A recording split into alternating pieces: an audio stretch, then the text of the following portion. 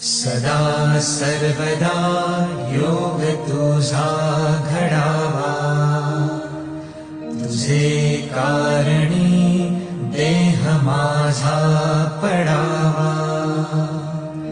उपेशू नको गुणवंता अनंता, रघुनायका मागणे हेची आता.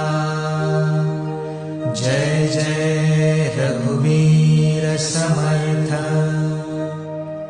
मोरया मोरया मी बाळताने, तुझीच सेवा करू काय जाणे.